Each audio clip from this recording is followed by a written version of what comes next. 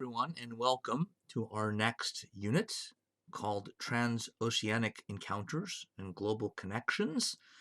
This is the first unit that will have reading material coming from our textbook. I believe it's chapter 22 in Bentley and Ziegler. Our first lecture preceding this one was the one on three themes in global history, which included the question, why Europe? The process of globalization, and third, the rise of ideology in world history. In this particular unit and lecture we see here, we'll have reason to at least refer to the first two of those themes, the why Europe question and the beginnings of and process of globalization question. I start with two quotes, one of them from Professors Bentley and Ziegler, the second one.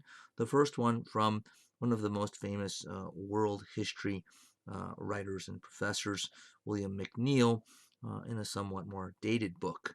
But McNeill says the formidable combination of European warlikeness, tendency to make a lot of war, naval technique, and comparatively high levels of resistance to disease transformed the cultural balance of the world within an amazingly brief period of time.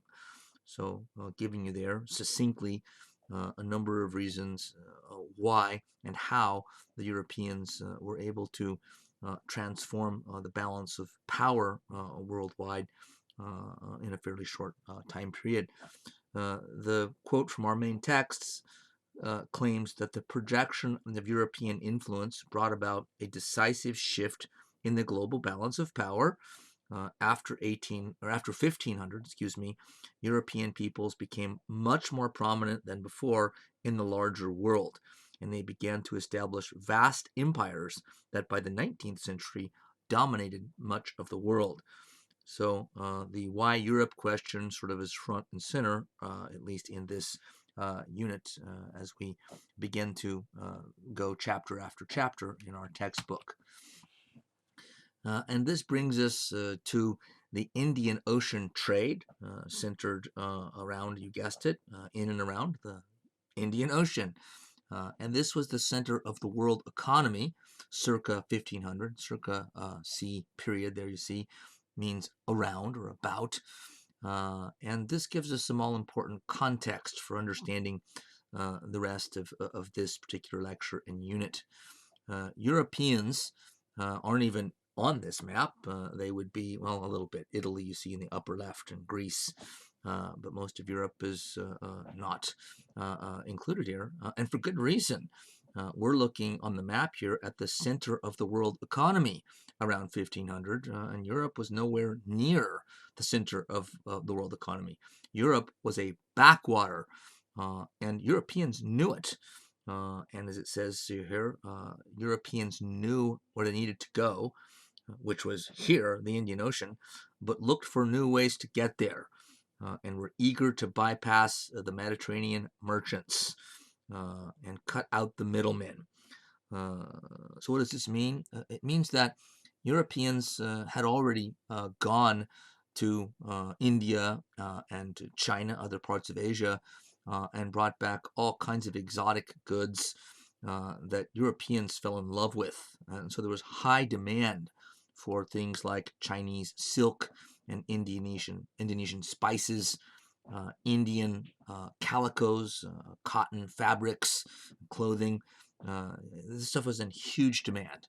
And these were overland journeys, the most famous one made in the Middle Ages, just before this time period, by the Italian merchant Marco Polo and his family, merchant family, who went and brought back all kinds of these goods and items that Europeans proceeded to have great demand for. There were other such overland excursions as well. Marco Polo's is the most famous. But what Europeans found is that they couldn't get the goods and make the trades with the profits staying entirely in their pockets, because every land they went to, this quote says the Mediterranean, but even into Muslim lands across Persia and etc. on the way to China, say the ultimate destination, they had to pay a tax, meaning other peoples were not going to let Italian merchants or any other European merchants through their land with their trade caravan of pack animals, whatever they're taking to trade for, without them paying a tax on the way out and oftentimes on the way back.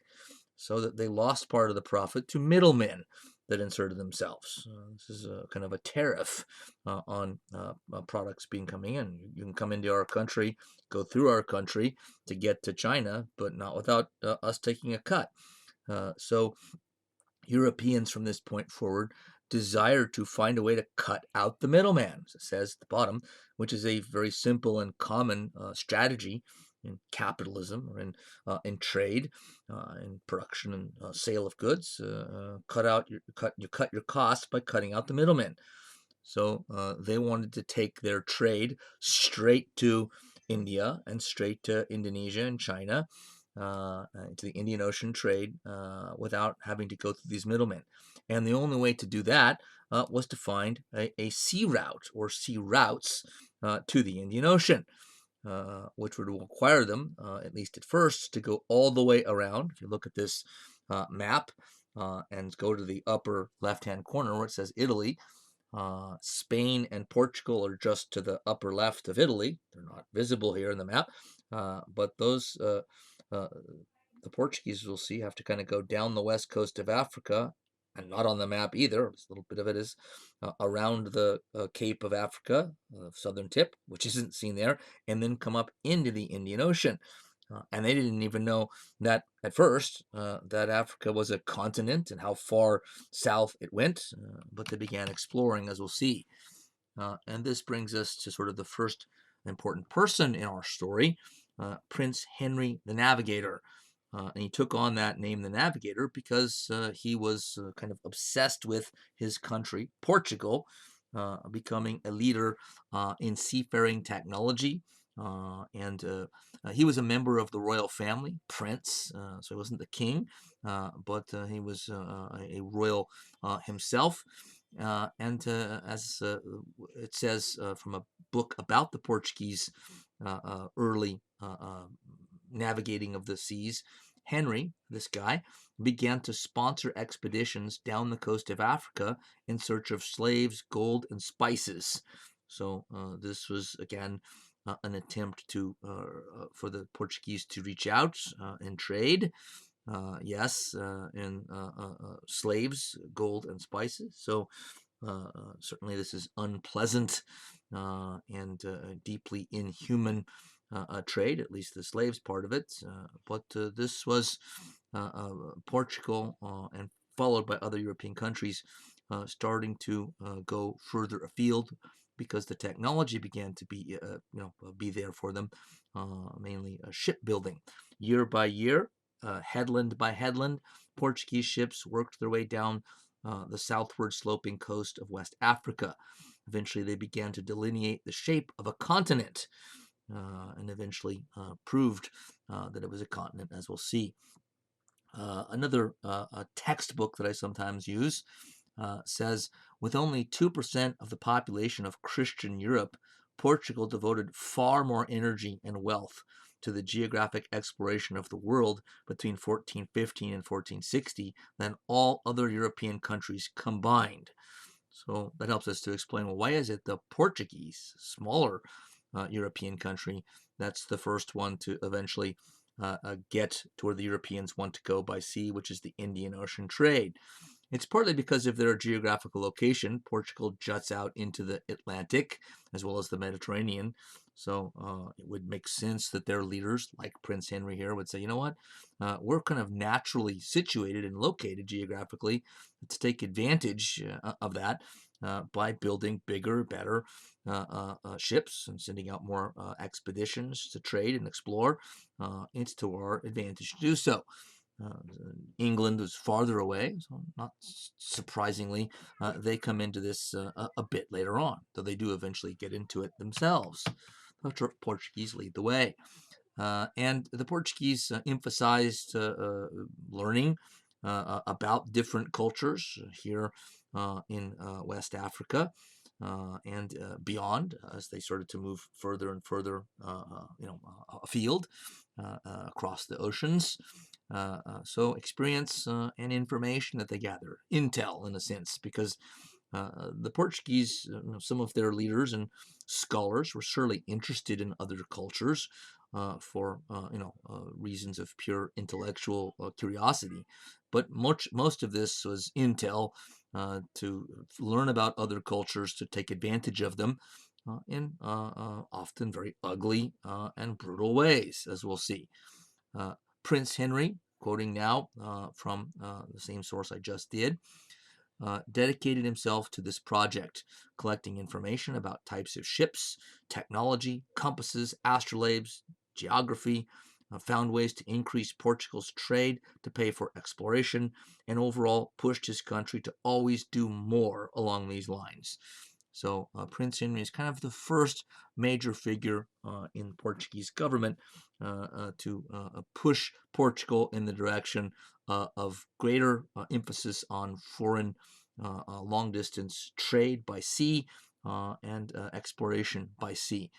By 1480, sort of the end of the 15th century, the goal clearly was a sea route to Asia.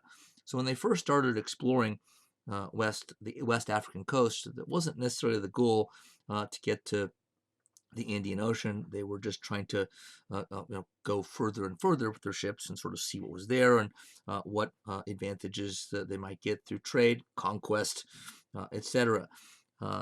In the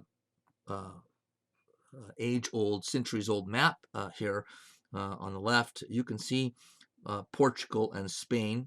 That's the Iberian Peninsula.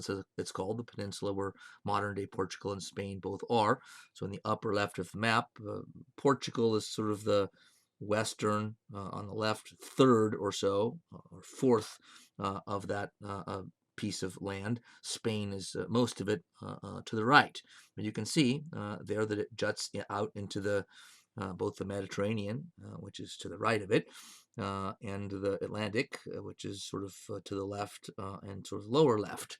And Africa, of course, you can see, has the name Africa written there, but and the gigantic continent that it is. So they began exploring sort of this part of Africa that's jutting out to the west, and then eventually, as the African coast turns eastward, as you see the picture there of the palace, and then on down from there. So as they're exploring further and further away, as the technology, seafaring technology gets better and allows them to go further and further away, building bigger ships with more supplies on them, they eventually, as they're already doing that, sort of realize that a major goal needs to be getting all the way to the Indian Ocean trade, as it became more and more apparent that was the place to be if they wanted to make money and become more powerful, a country, a larger player in Europe and in the world. Bentley and Ziegler, our lovable authors, say embarking on voyages that would keep them out of the sight, I should say sight there, of land for weeks at a time, mariners needed sturdy ships, navigational equipment, and sailing techniques that would permit them to make their way across the seas and back again. They inherited much of their nautical technology from Mediterranean and Northern European maritime traditions and combined it imaginatively with elements of Chinese or Arabic origin. So Bentley and Ziegler tell us correctly that the Portuguese were quite creative and in innovating technologically here, but also learned and stole ideas from other parts of the world as well. But they put it all to benefit for their own, again, wealth and power. Keep in mind this, as I've already kind of made clear, but we should be clear on this, that this is done ruthlessly and with maximum violence and force. So it's rather ugly. But the countries of Europe were trying to press their advantage, their growing advantage, and Portugal is sort of among the first to do so, or is the first, at least in this way, through exploring the oceans. King John II, sometimes referred to as the Perfect Prince, you see pictured there on the right, uh, who lived in the latter half. He died young of the 15th century. After Prince Henry the Navigator, he's sort of the next. And so this guy was the king. Prince Henry was a member of the royal family, but not the king. And he also then became kind of addicted, obsessed with Portugal, dedicating its resources, time, and energy as much as possible to leading Europe in terms of plying the oceans of the world and sort of voyages that went further and further away to bring in wealth and power. So he takes the next step. Roger Crowley, whose book I've quoted already, about the Portuguese growing empire here, says the scope, coherence, and persistence of his India project, King John, that is, John II, India project, meaning his attempt to get them by sea to the Indian Ocean trade, his persistence, coherence, scope, astonishing. In 1486, with his committee of geographers in Lisbon, capital of Portugal, poring ever more intently over misshapen maps of the world, and Columbus now lobbying the monarchs of Spain for his western route, more on that later, the king simply intensified his efforts. The same year, 1486, the noun descobrimento, discovery, is recorded in written Portuguese for the first time. That could be a coincidence, of course, but probably not. So the idea of discovering foreign lands not only was happening, but it kind of entered the vocabulary of the Portuguese, apparently for the first time. And by the time we get to near the end of the 15th century, the Portuguese are getting closer and closer to their goal.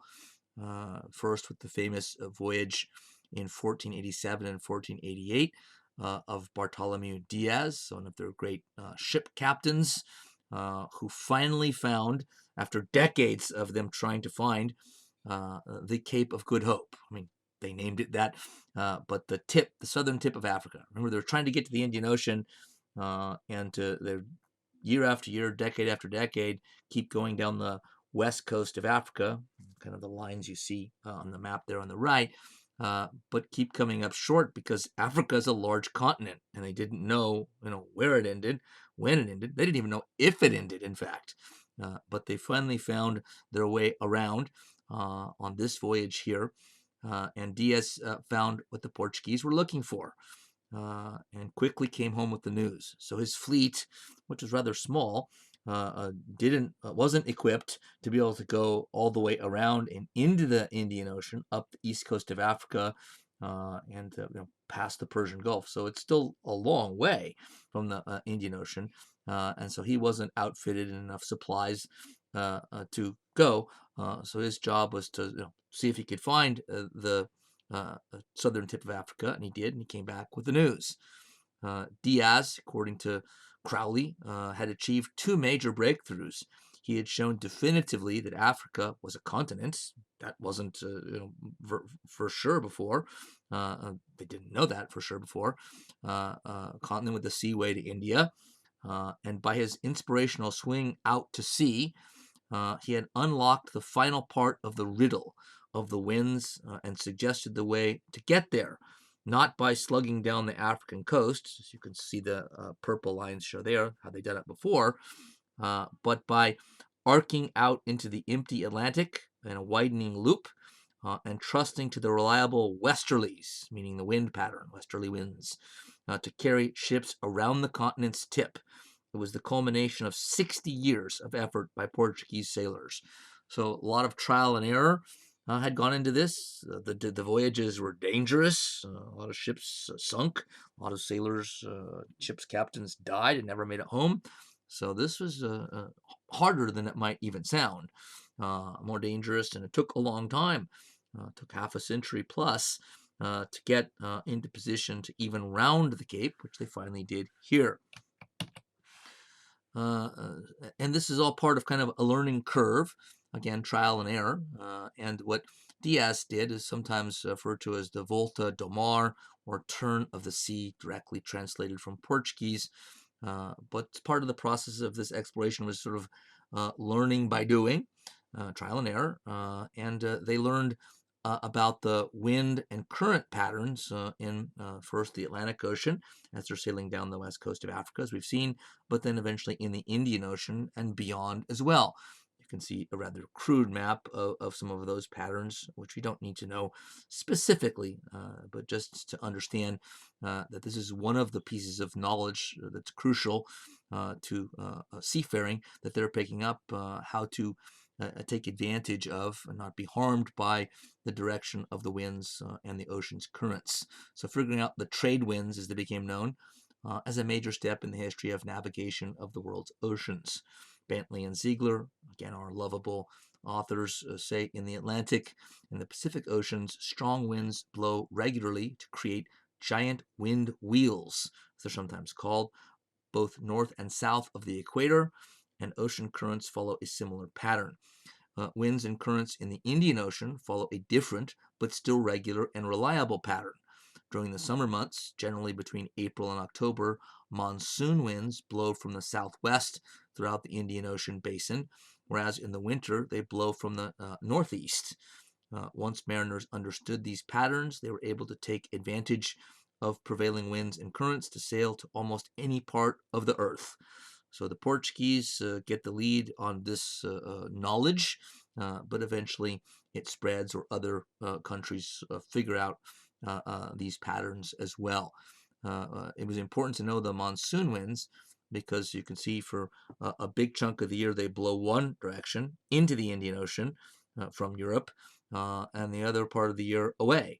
So eventually the Portuguese and the Dutch and English, French behind them, as they eventually started to make the same trip, they sent their fleets out at one time of the year only, and only made return voyages in the other half of the year to take advantage of those winds moving one direction and the opposite way the other part of the year. The next big voyage where they finally reached their goal, other Europeans' goal, is the famous voyage of Vasco da Gama, who not only rounded the Cape, which they already knew was there by that time, about 10 years after Diaz's voyage, and got into the Indian Ocean for the first time.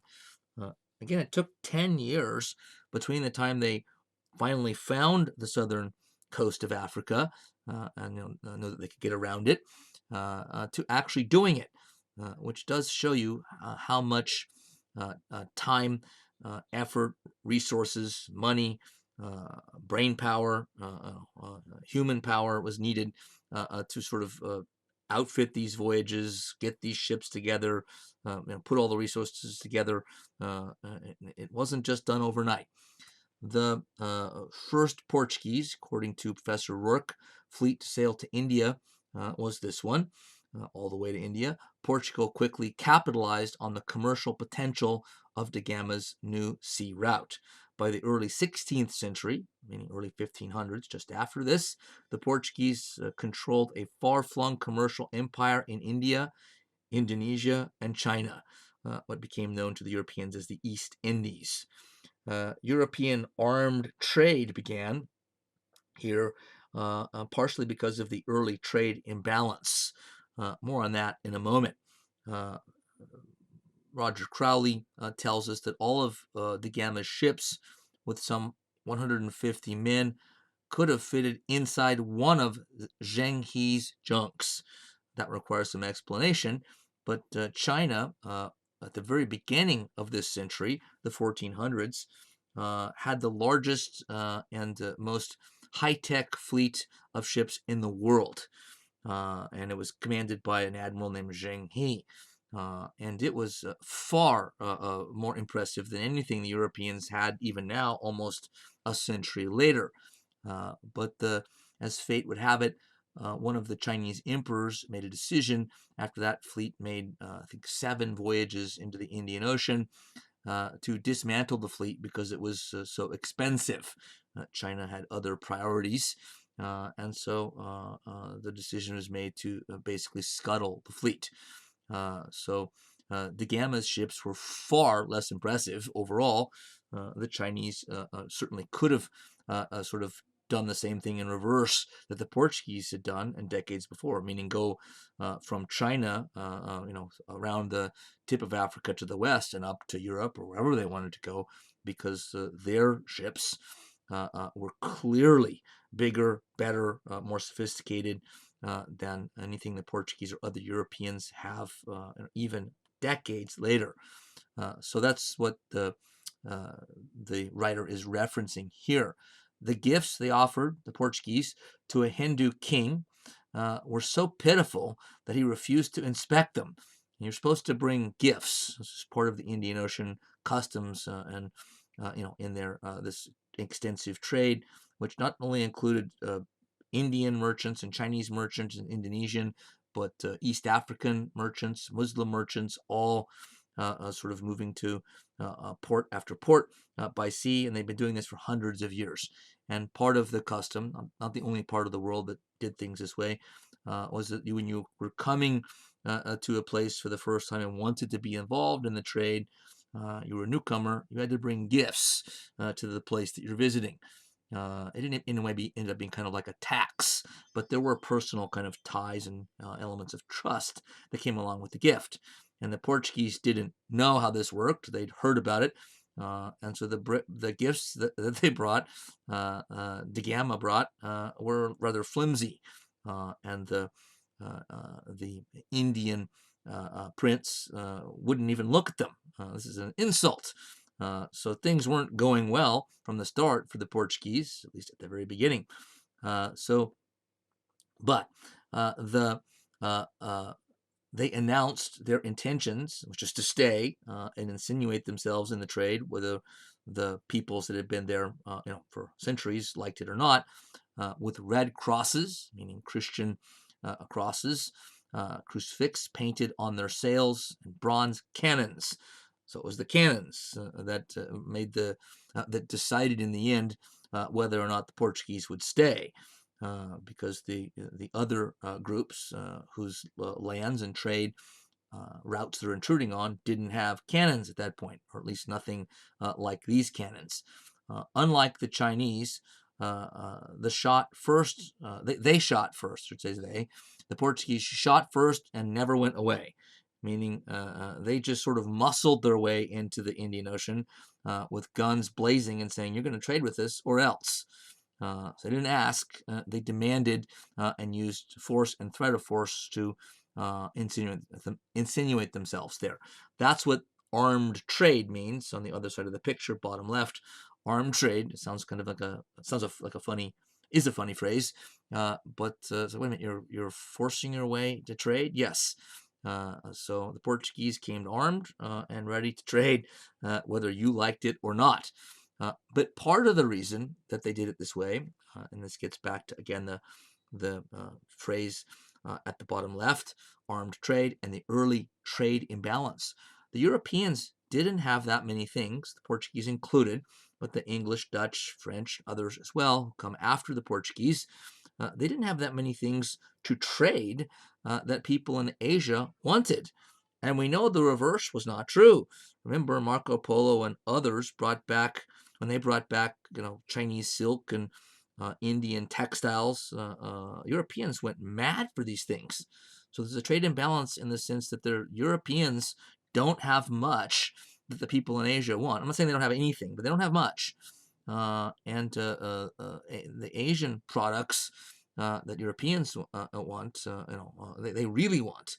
So this helps us to understand the armed trade. The Portuguese might have come in with guns blazing anyway, shoot first and sort of trade after, but they may have had no choice if they wanted to trade because their products weren't in great demand. I always think of England, who came a little bit later but got involved in this trade as well. The major the major export product of England at this time was wool. Well, if we're talking about India, what used to Indian merchants have for wool being imported into their country? The climate is hot in most places. And not only that, the people of India were the world's leaders in producing and making the type of cloth that was most conducive to hot climates, and that's cotton cloth, cotton clothing. So why do we need English wool in a super hot climate? Wool is not good for hot climates, and we already make the best textiles out of cotton in the world anyway. So no wonder the Europeans came sort of and did the armed trade a thing, which means we're going to force you to trade with us, and they did. From here, the Portuguese used armed trade to carve out a trading post empire, as our textbook calls it. The map on the left is sort of hard to see, but you can see little red dots. If we look at the west coast of Africa, sort of green line there, and red dots down, and then move up the east coast of Africa, you see more dots, eventually to India, with kind of an increasing number of red dots. Those are all ports or bases, trading posts that the Portuguese established. I mean, they took those by force, or sometimes by making maybe a deal, but most of the time by force or threat of force, and used those as kind of stations along the way, and places where they cemented their power. So ports, and they built sometimes rather impenetrable fortresses there. So the Portuguese had a far-flung empire, but one that was coastal only. It sort of sounds strange to us, but they carved out an empire that they didn't even desire to go inland and conquer territory in sort of the middle of India, far away from the coast, or Africa, far from the coast. They were satisfied by controlling coastal areas, because their main goal was to bring back, wealth and profit, and use that for power, and not to colonize, so to speak. So that was a coastal trading post empire. The most famous empire builder who established some of these trading posts by often bloody force was a guy named Alfonso de Albuquerque, Portuguese soldier, and again, empire builder. From Roger Crowley's already quoted book,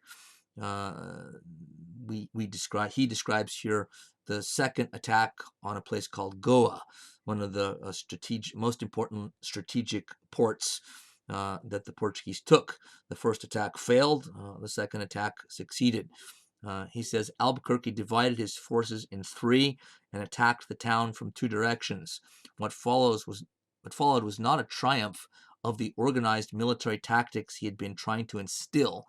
It was the traditional berserker fighting style of the Portuguese that won the day, meaning Albuquerque had been trying to discipline his troops so they fought more as a cohesive unit, sort of using more modern style military techniques, but the Portuguese traditional style prevailed. He couldn't get them to fight in the way he'd been training them, and they just sort of ran kind of amok. Just soldiers or warriors charging into battle and using their skills with weapons and hand-to-hand fighting, and just sort of did this wildly, but in the end did succeed anyway. The men rushed the barricades below the town. One soldier managed to jam his weapon into the city gate to prevent it from being closed by the defenders, and the Portuguese poured inside. As the defenders fell back, they were hit by another unit of Portuguese soldiers, which had smashed through a second gate. The fighting was extremely bloody. The Portuguese chroniclers, those who wrote about it, reported acts of demented bravery. I like that phrase, demented bravery. So crazy bravery. The second quote from the same book talks about Albuquerque, a letter he wrote to the king, and what this sort of tells us about his leadership as the main Portuguese empire builder on the ground. He's the one who's carrying out the orders from the king. This is a different king that came after John II. But this is a letter to the king from Albuquerque. I'm 50 years old, and I have seen two kings before you, and what they did in their time. And the author here says, this is not exactly flattering to the present incumbent, meaning the king he's writing to. It's a letter that reveals the empire builder in action, exasperated, passionate, and apparently all-seeing.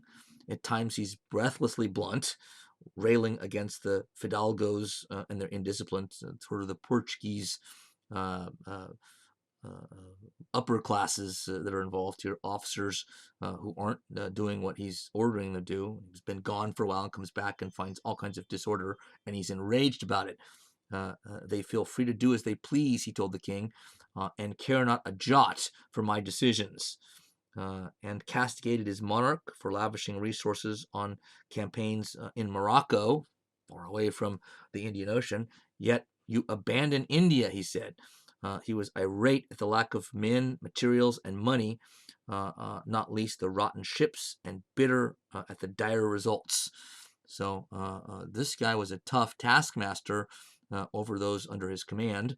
As the leading sort of general and empire and leader of the empire again on the ground, and was even bold enough to criticize the king quite openly here. There were other leaders like him, but he's the most famous and the most consequential of them in this sort of building phase of the Portuguese trading post empire.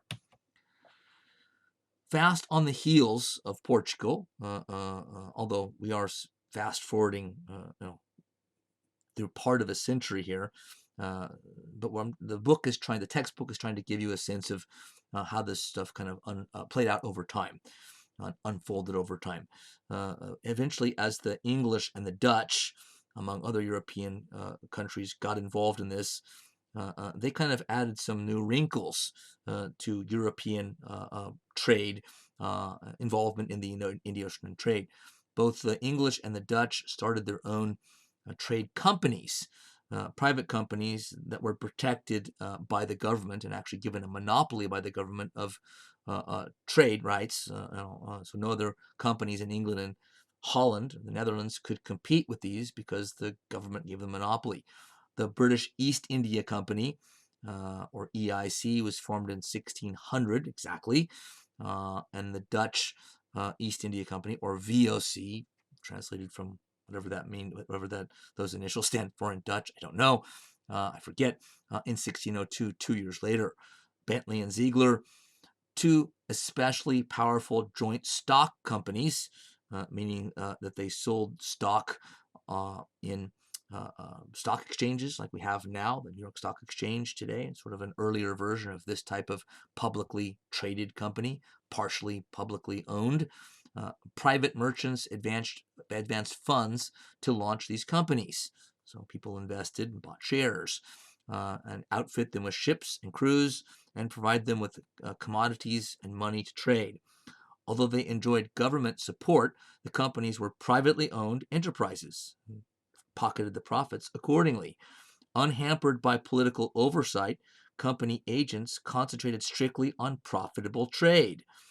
Their charters granted them the right to buy, sell, build trading posts, and even make war in the company's interests. The English and Dutch companies experienced immediate financial success. So the Portuguese took the lead in sort of getting the Europeans there and laid down a powerful, done by force and lots of bloodshed empire.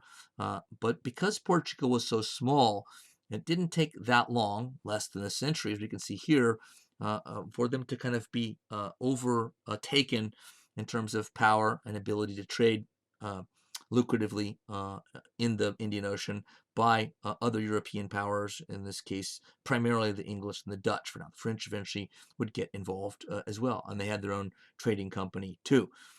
So with government backing, these companies wielded enormous power and did as they pleased, basically, and really kind of governed parts of India, other ports and areas in the Indian Ocean, really as governments. Even though they weren't governments, they were companies. They could make war like a government could on people in India if they wanted to take over a port, as the Portuguese had sort of done before them. Now it's often the East India Company's own paid private soldiers, not soldiers paid for by the government, or at least in the immediate employ of the government. Which brings us to the Spanish role in this whole thing. and to an Italian seafarer, Christopher Columbus.